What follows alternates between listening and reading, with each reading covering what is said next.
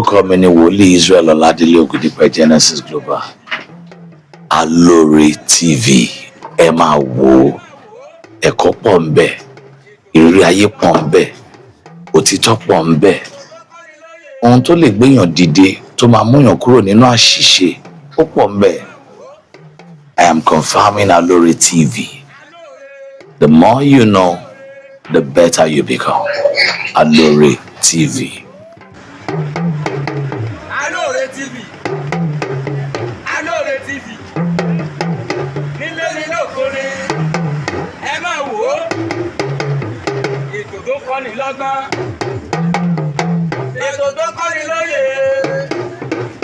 Ní gbogbo àgbáyé, ẹ máa wò ó.